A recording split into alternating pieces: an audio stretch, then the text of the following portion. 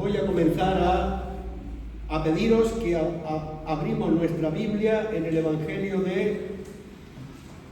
de Lucas, capítulo 14, versículo 33. Digo versículo 33 porque este versículo 33 desemboca en algo que tiene un contexto anterior, de algo que Jesús, como vimos en el capítulo anterior del domingo pasado, de esta serie de la palabra discípulo y el significado que tiene de ser discípulo, estuvimos hablando de algunos principios.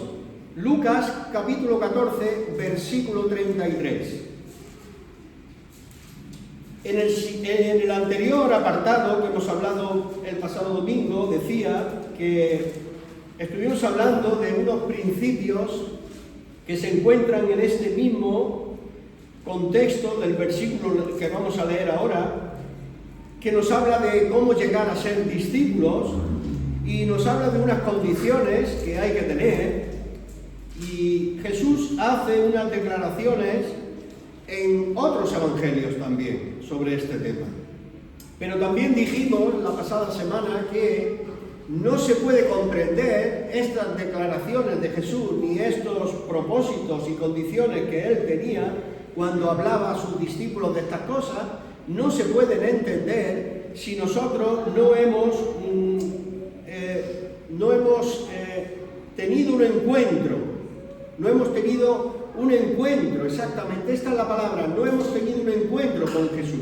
Es imposible comprender la senda del discipulado cristiano. Es decir, la persona, antes de entender lo que Jesús está diciendo a sus discípulos, antes de entender todos esos pasajes que hemos leído la pasada semana sobre condiciones para el discipulado, antes de comprender eso, porque es imposible comprender eso si tú y yo no hemos tenido este encuentro con Jesús y el Espíritu Santo de Dios ha venido a nuestra vida transformándola completamente y haciendo una nueva criatura en nosotros. Repito, solo entonces y no antes de eso podemos caminar por esa senda del discipulado cristiano. Así que el versículo de Lucas 14:33 va asociado a los versículos anteriores, pero aquí lo culmina de una manera espléndida el Señor Jesucristo. Y dice de esta forma, versículo 33, así pues, después de haber dicho las condiciones y los principios para un discípulo, él culmina diciendo, así pues, cualquiera de vosotros que no renuncia a todo lo que posee, no puede ser mi discípulo. Este versículo que acabamos de leer y que vamos a repetir ahora mismo, tiene verdades que no pueden ser cambiadas por nadie. Ningún teólogo de la Escritura, ningún estudiante ni enseñante de la Escritura puede determinar otra cosa que no sea lo que está en este pasaje escrito. Nadie, si alguno lo intenta hacer, estará añadiendo a la Escritura o estará quitando a la Escritura. Y dice así de nuevo el versículo, así pues, os he dicho tantas condiciones, os he hablado y os he declarado cómo podéis llegar a ser discípulos. Así pues, de esta manera, cualquiera de vosotros que no renuncia a todo lo que posee, no puede ser mi discípulo. Estas son las verdades inmutables y que nadie puede mover de ahí. Que nadie se atreva a hacerlo. Muchos lo hacen. Hoy día el Evangelio, queridos hermanos y hermanas, está siendo diluido a pasos agigantados. Cada día más el Evangelio y las palabras, declaraciones y propósitos que Jesús tenía con sus discípulos están siendo cada día más diluidos al punto de no verlos más en los púlpitos ni en las iglesias. los han cambiado por declaraciones humanas, se han cambiado por autogestión de uno mismo, pensando que uno es el centro del universo, que el hombre es dueño de su vida. Así que poco a poco esa gran mentira ha entrado en las iglesias y el discipulado cristiano ha sido diluido. Y es esto de lo que vamos a hablar hoy, de estas verdades que el versículo encierra.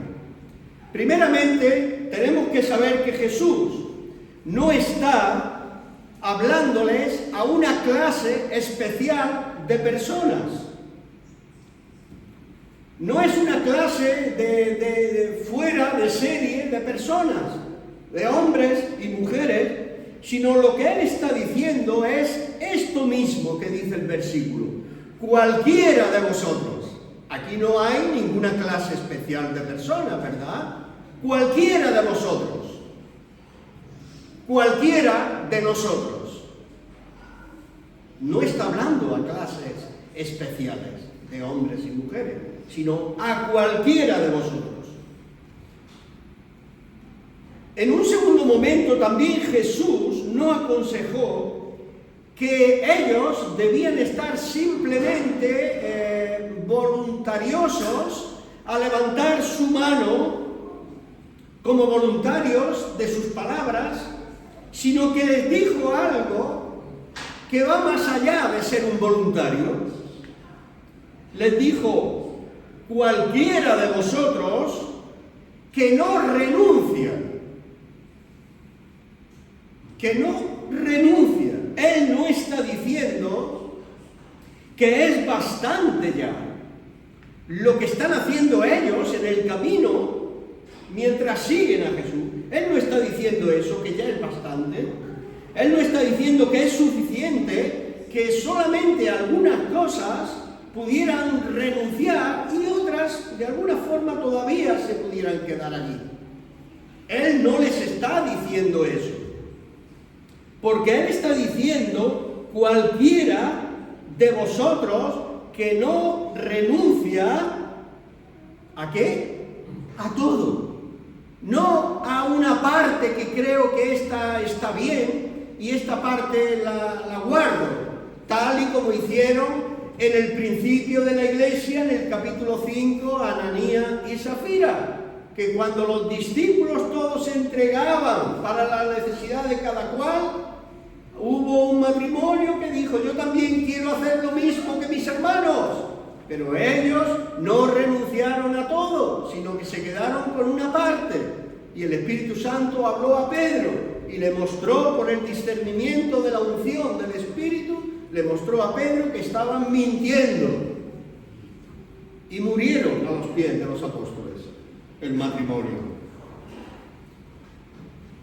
Hermanos, Jesús no se estaba refiriendo en este pasaje y no quería dar a entender que hay otra forma, como digo, más diluida para ser un discípulo, o que podríamos llegar a ser discípulos mientras Él nos permite que podamos vivir cómodamente y conservar posesiones con todo lo que eso conlleva. Sino que Jesús dijo: no puede ser así. No podemos diluir el discipulado. El discipulado tiene una altura, tiene una estatura. Y tenemos que dar la talla. ¿Os acordáis, tiempo atrás, que yo predicaba parte de cosas como esta? En la iglesia yo decía que antiguamente en España, para llegar a ser un guardia civil, se tenía que tener X de estatura. Si tú no dabas la talla, tú no podías llegar a ser guardia civil. Tenías que crecer un poquito más. Y si ya el tiempo se te ha pasado, ya es imposible crecer más. Y ahí no te permiten ponerte doble tacón, como hoy hay zapatos para todo esto. Así que si no hay una estatura determinada, por el comandante, no podemos llegar a serlo.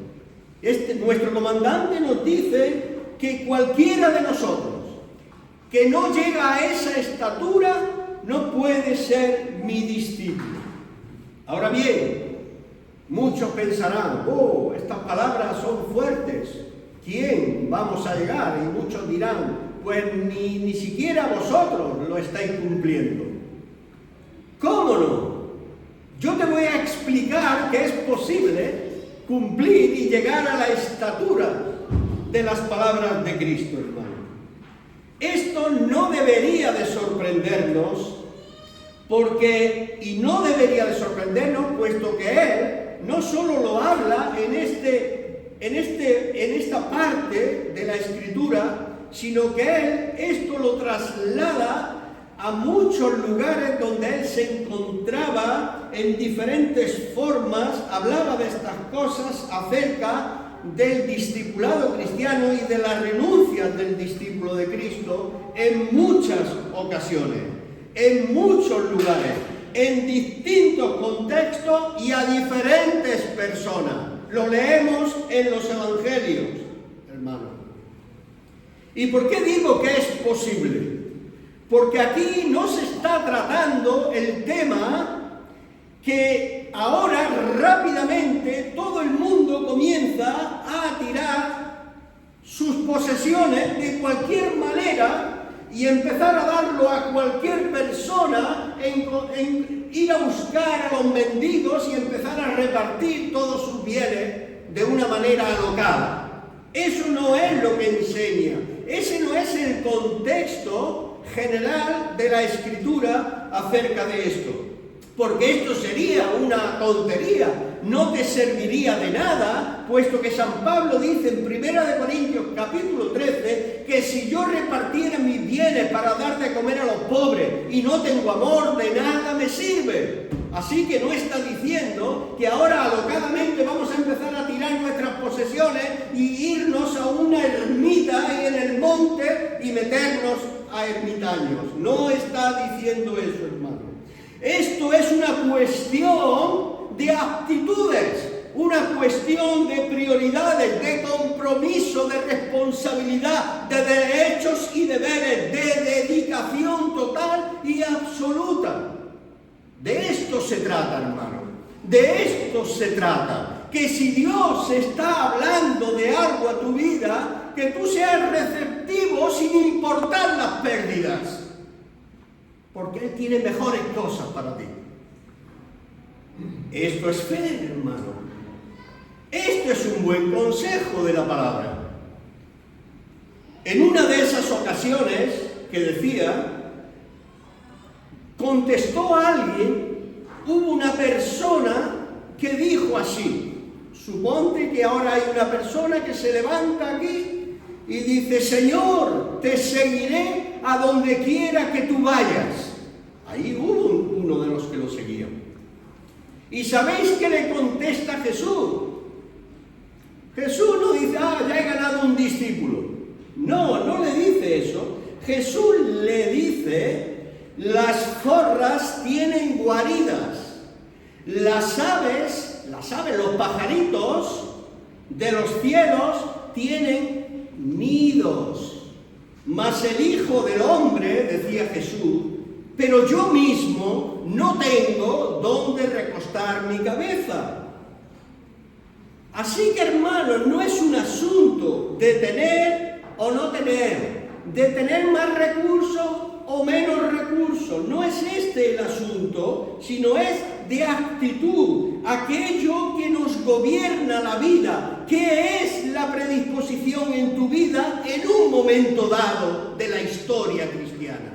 ¿Qué podría llegar a ser tu vida en caso de que esto se pueda relacionar con las palabras de Jesús cuando dijo, cualquiera de vosotros que no renuncia a todo lo que posee, no puede ser mi discípulo? ¿Te quedarías sin ser discípulo de Jesús a causa de tus posesiones o quizás de otras cosas que son ídolos en tu vida? Y ahora vamos a ir más adelante. donde hay un ejemplo de sus palabras. Ahí en Mateo, en el capítulo 6, versículo 19-21, tenemos otro gran ejemplo de que esto se trata de actitudes, de compromiso y responsabilidad para un discípulo. En esta ocasión, dijo el Señor a todos los que oían: no os hagáis tesoros en la tierra, versículo 19 al 21. No os hagáis tesoro en la tierra, donde la polilla y el óxido corrompen. Porque estaba hablando, las cosas temporales terminarán, pero las celestiales son eternas. Esto es lo que les estaba diciendo, que no pusieran su mirada en las cosas de abajo, sino en las de arriba donde está Cristo. Por eso dice: no os hagáis tesoros en la tierra, pero muchos se hacen tesoros en la tierra y quieren llamarse discípulos. Y esto, dijo Jesús, no puede ser mi discípulo. Por la actitud, por la falta de compromiso. Ahora vamos a explicar el significado de los recursos. Es el fin de esos recursos. ¿Para qué quieres estos recursos? Ahí está. Esto es un llamado a priorizar. Este versículo dice: no os hagáis tesoros en la tierra, haceos tesoros en los cielos. Porque lo que quiere decir es que debemos de priorizar lo espiritual a lo material en primer lugar. No enfocar nuestra vida acumulando posesiones y cosas materiales con el fin principal de la tierra, de nosotros mismos. Este es el propósito, que no se debe de hacer así, porque esto no nos será de provecho, sino Jesús dijo: más bien haceos tesoros en los cielos, donde allí no se va a escapar nada. Todo lo que hagáis en la tierra para el reino de Dios será de provecho para toda la eternidad. No solo para vosotros, pero para mucha gente a vuestro alrededor. Eso es lo que está diciendo. ¿Por qué? Porque esto se traduce en acciones, actitudes que tienen un valor eterno. Añade también el Señor Jesús el versículo 21, donde dice: porque donde esté vuestro tesoro, allí estará también vuestro corazón. Si tú quieres saber dónde está tu corazón, tienes que mirarte a ti mismo. ¿Qué estás haciendo con tu vida? Si tu vida es tuya, todas tus cosas son tuyas, y tú no permites que el Evangelio avance a causa de que piensas que eso es tuyo, has perdido la ocasión para ser un discípulo de Jesús. De esto se trata todo, porque donde está vuestro tesoro, allí está tu corazón. Tu corazón está donde está tu tesoro. Tu corazón no se aleja del tesoro que amas, del ídolo que tú tengas, del afán de la vida tuya. Tu corazón estará sumergido en el afán y no puede separarse. Por eso Jesús añade: donde esté vuestro tesoro, allí estará también vuestro corazón. Y en otra ocasión, en relación a esto, nos dice el Evangelio de Lucas, versículo 22 del capítulo 18 de Lucas, versículo 22. Esto, hermanos, es algo que nos instruye, al igual que Jesús intentó instruir a un joven que llegó a él. Un hombre que dice la Biblia que era un joven rico. Y este joven rico de dinero le dijo: ¿qué haré para heredar la vida eterna, Señor? El Señor le dice: pues ya sabes, vivían en el tiempo de la ley, cumplen los mandamientos. Ese era el tiempo de la ley. Pero Jesús, que conoce el corazón de cada uno de nosotros, le añadió una condición más. No solo aparentar que ama a Dios, que va a la iglesia, que en la asamblea judía él es el primero en llegar, que está pendiente de todo, que cumple los reglamentos. No, el Señor conoce nuestro corazón y no podemos engañarle. El Señor conocía el corazón del joven rico, que aunque este hombre joven rico cumplía todos los requisitos de la ley, el Señor conocía el estado de su corazón y la avaricia de su corazón y el afán por las cosas materiales, por sus posesiones. Y entonces Jesús le habla a este joven y le dice: si quieres seguirme y tener vida, vende todo lo que tienes. Conocía su corazón, sabía que tenía un ídolo en su corazón. Dalo a los pobres y tendrás tesoro en el cielo. Y entonces ven y sígueme. Entonces, cuando hayas renunciado a todo lo que posees, entonces ven y me sigues. Antes no podrás hacerlo. Estarás siempre persuadido por tus posesiones. Me dirás en 4 días que volverás a tu casa, que dejarás de hacer la misión, que ya estás cansado, que hay cosas más importantes en tu familia, cosas que van a ocurrir que tú necesitas estar allí, y tú vas a abandonar el discipulado cristiano. Por eso el Señor, que conocía el corazón de este muchacho, el Señor te conoce a ti y a mí, dice: vende todo lo que tienes y tendrás tesoro en el cielo. Y entonces, solo entonces, ven y sígueme. Jesús le explica que sus posesiones materiales son el primer obstáculo para poder seguirle. Este hombre pensaba que podría tener la vida de resurrección solo por cumplir las tablas de la ley. Y Jesús le dijo que le faltaba el fruto del Espíritu. Y entre ellos le faltaba uno de eso que nombra el apóstol San Pablo: dominio propio. No podía dominarse a sí mismo contra el dinero y las posesiones que tenía. Las posesiones y el dinero controlaban a este hombre rico. Lo controlaban. Y así no podía ser su discípulo. Y Jesús lo explicó así a él. Al final se marchó el joven rico y no quiso seguir a Jesús porque tenía muchas posesiones en su corazón, no en el banco, no en el terreno, no aquí, no en las posesiones, los recursos que ha acumulado, ¿no? En su corazón había un ídolo más grande que Jesucristo mismo. Y su pensamiento era las posesiones, no era Jesucristo. Y no quiso renunciar a ese ídolo. Por lo tanto, no puede ser mi discípulo.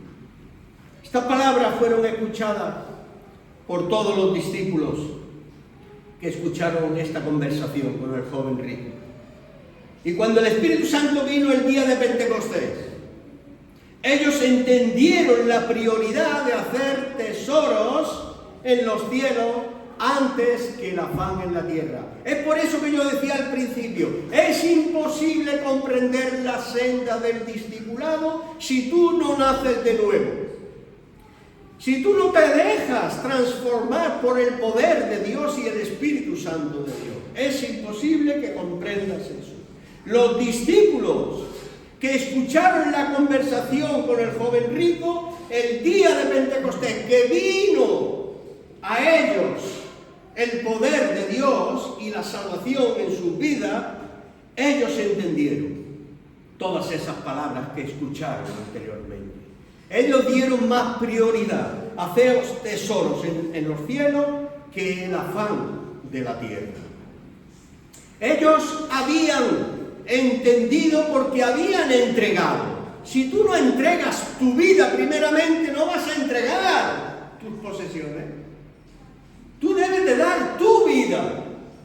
Ellos lo hicieron, entregaron su vida al Salvador. La prueba es que la iglesia flamante de aquel día dice que recién instituida, dice en Hechos Hechos de los Apóstoles, que vendían sus propiedades, sus bienes, y los repartían no a cualquiera, a la iglesia, según la necesidad de cada uno.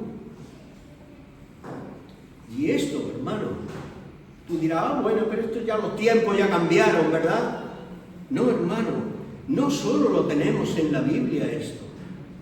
Yo me he tirado algunas horas pensando en tanta gente. Digo, Señor, si yo tengo que escribirme los nombres, las familias que he conocido, todos los misioneros de antaño, del siglo pasado, del anterior, si yo tuviera que, incluso sin mirar la Biblia, si tuviera que nombrar a todos ellos, yo escribiría un libro de todo esto. Y tenemos muy poco tiempo para terminar hoy el sermón. Entonces, me limité a poner algunos, y yo quisiera nombrar algunos. Porque tú estarás diciendo, sí, pero todo eso está en la Biblia, hace ya 2000 años que fue escrito.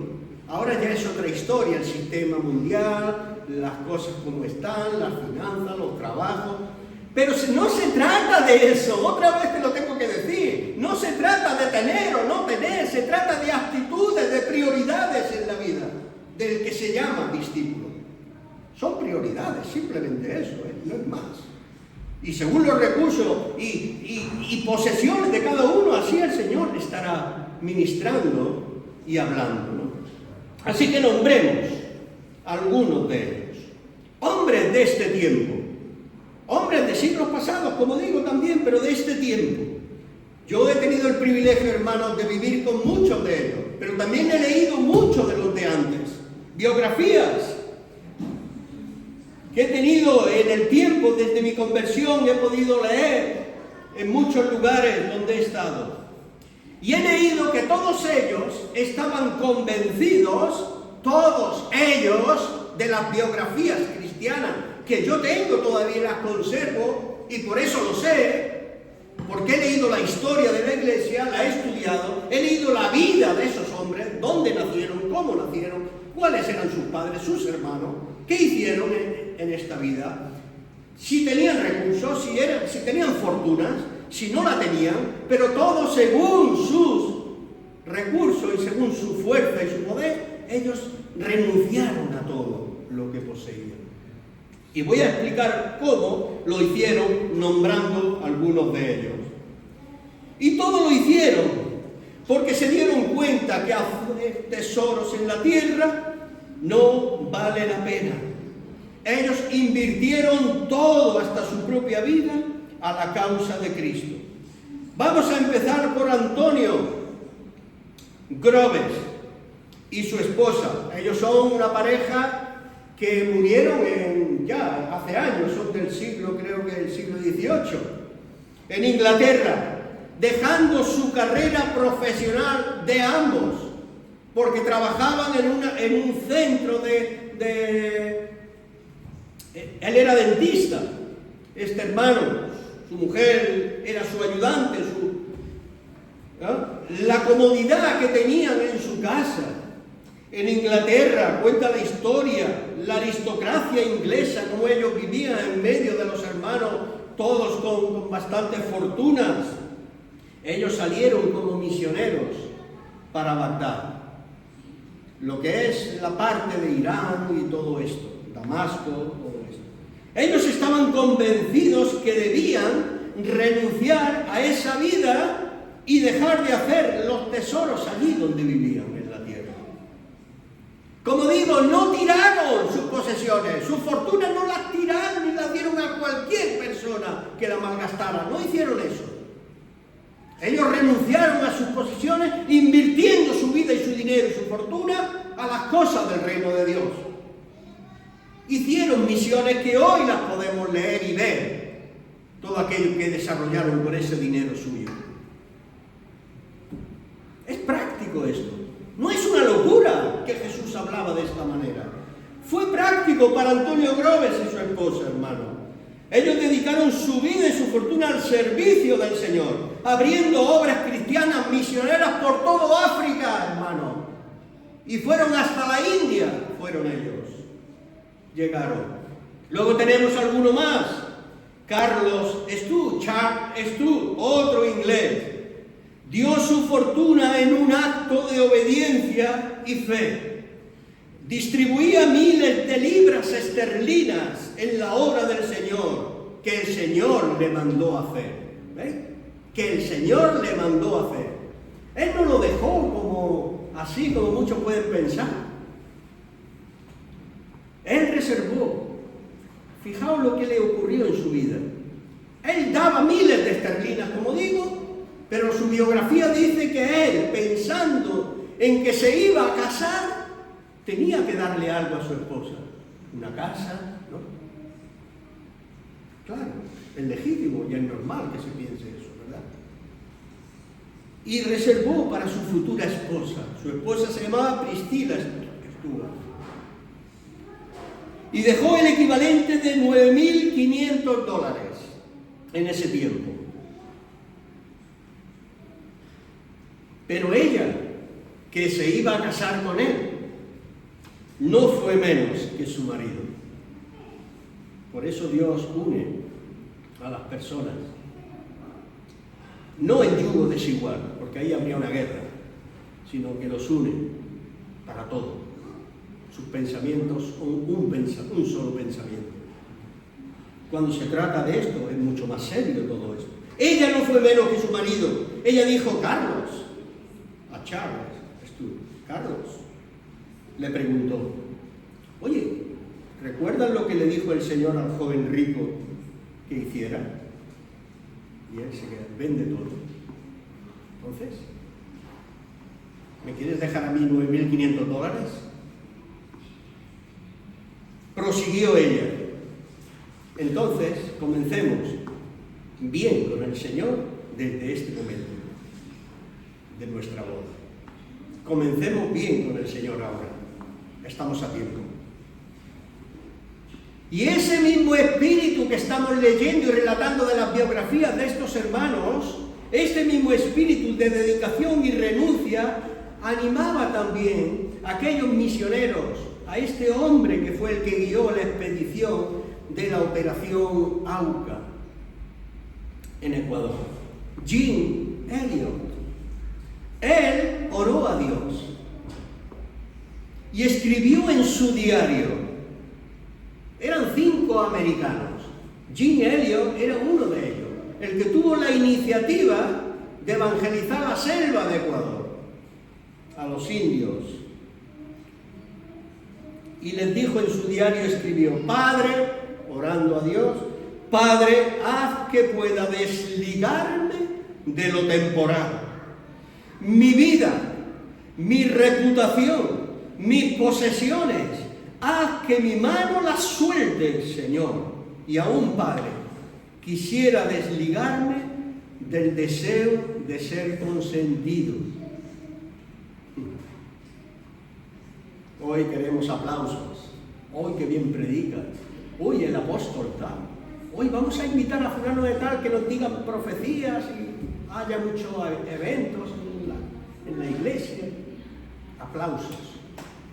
Dice, Padre, deslígame del deseo de ser aplaudido y consentido, mimado. ¿Cuántas veces, dice Jim Elliot, cuántas veces he dejado de abrir mi mano por retener lo que he considerado legítimo? Pero he cerrado mi mano a lo eterno. Él se dio cuenta y escribía en su diario todos estos pensamientos que venían a su mente y a su corazón. Ahora, Señor, le pide, abre mi mano para recibir el clavo del Calvario tal y como tú la abriste, de manera que soltándolo todo yo pueda ser libre, pueda estar desatado de todo lo que ahora me tiene amarrado. Esto es una oración, hermano. ¿Dónde está? ¿Dónde está? Oh, Señor, ten misericordia de nosotros. Hermanos, me faltaría tiempo, porque sabéis lo que ocurrió con estos misioneros en Ecuador, ¿no? A punta de lanza, al final murieron. Pero gloria a Dios que la obra continuó con los recursos de ellos. Con los recursos de ellos. Su esposa Elizabeth Elliot, ella volvió con una compañera, las demás se quedaron de los maridos restantes, se quedaron en Estados Unidos, pero ella, Elizabeth Elliot, con otra hermana, compañera, ellos volvieron a la selva de Ecuador, y ya que habían evangelizado todo, ellos se quedaron a ayudar como maestra en todos los sentidos de lo que es la educación. Y hasta el día de hoy hay muchos misioneros de los mismos indios Auca en muchos lugares del mundo. Gracias a renunciar a su propia vida. Para no hablar de posesiones materiales. Pero aquí no está hablando Jesús solo de las posesiones materiales. Está hablando de nuestra propia vida, de nuestro yo, de nuestro ego, de nuestro viejo Adán. De eso está hablando, que tenemos que ser libres de él. ¿Entendéis? Y nos ponemos de pie para concluir. Creo que es el momento de concluir. E insistir en que es posible tener esta actitud de renuncia, queridos hermanos. Es posible tenerlo. El problema está en nuestra mente, en nuestro corazón infiel, que nos dice que es imposible tomar estas palabras de Cristo y hacerlas nuestras. Pensamos que si lo hacemos, vamos a morir de hambre. Sin embargo, es un hecho comprobado una y otra vez que la obediencia al mandato del Señor es la forma más sana, segura y razonable en la que podemos invertir nuestra vida y la que nos llevará a un gozo inefable que no se puede expresar. Esto lo fue para ellos, para los que hemos nombrado y otros muchos más. Y no en vano, hermanos, no en vano, la escritura bíblica y la experiencia testifican que ninguna de estas personas que han vivido y viven así han padecido hambre o han sido pobres, inútiles. Siempre el Señor ha suplido de sus necesidades legítimas. Los ha socorrido y los ha tomado bajo su cuidado y protección. Así hará siempre y siempre y siempre hará Dios con todo aquel hombre, mujer, discípulo que obedece a sus órdenes. Y digo de nuevo, no en vano, leemos sus palabras. Cuando dice Jesucristo en el Evangelio de Mateo: mas buscad primeramente el reino de Dios y su justicia, y todo lo demás os será añadido. No en vano, hermano, no en vano se leen estas palabras. Y yo quiero terminar mi argumento haciendo un llamado, ya que va a quedar grabado todo esto. Aquellos predicadores que predican el Evangelio, ellos deben de considerar esto, si es que quieren cumplir con el mandato de Jesús, de ir y hacer discípulos, y enseñarles que guarden todas las cosas que Jesús les ha mandado. Renunciar a todo significa eso, negarse a sí mismo, tomar la cruz cada día. Esta debería ser la vida normal de la Iglesia, la vida normal del discípulo de Cristo. Y esto, para los que dicen que predican todo el consejo de Dios, esto es parte de ese consejo de Dios. Que el Señor les bendiga, hermanos. Amén.